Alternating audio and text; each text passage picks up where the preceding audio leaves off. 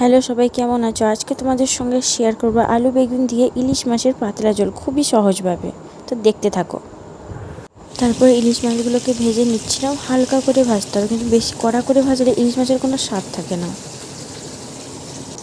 তারপরে আলুগুলোকে ভেজে নেব।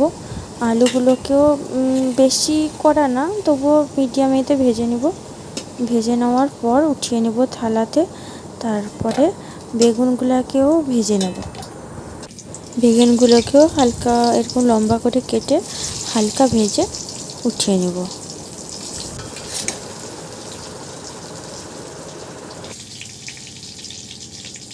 তারপর ওই তেলটাতে কালো জিরে ফোড়ন দেব, একটা তেজপাতা এবং কাঁচা লঙ্কা কুচি, এগুলো দিয়ে নাড়তে থাকবো। তারপর ওগুলো ভালো করে নাড়া হয়ে গেলে তাতে পেঁয়াজ বাটা দিয়ে দেব, দিয়ে নাড়বো। ব্রাউন কালার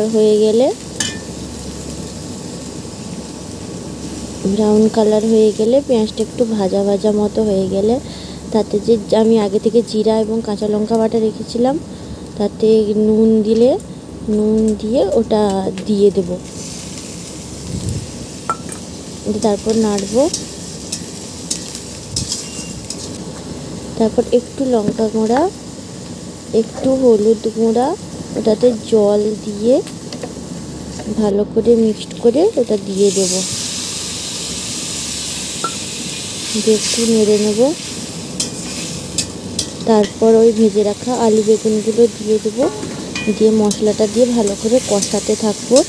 ভালো করে কষানো তেল ছেড়ে দিলে মশলা থেকে তারপরে জল দিয়ে দিলাম। জল দিয়ে একটু ভালো করে নেড়ে ওটাতে ফুটতে দিলাম। তারপরে একটু ফুট চলে এলে ওটাতে একটু চিনি আর মাছগুলো দিয়ে দিব।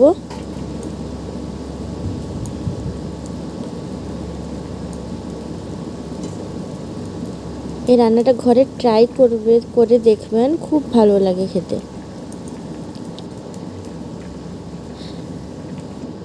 ইলিশ মাছে বেশি মশলা দিলে ইলিশ মাছের স্বাদটাই থাকে না। ওরকম হালকা মশলা দিয়ে রান্না করবে, দেখবে ইলিশ মাছের স্বাদ কত সুন্দর লাগে, খেতে খুব দারুণ লাগে।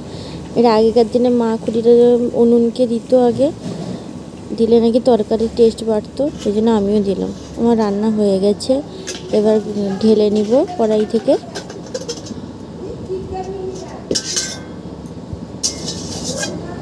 আমার গরম গরম আলু বেগুন দিয়ে ইলিশ মাছের ঝোল রেডি।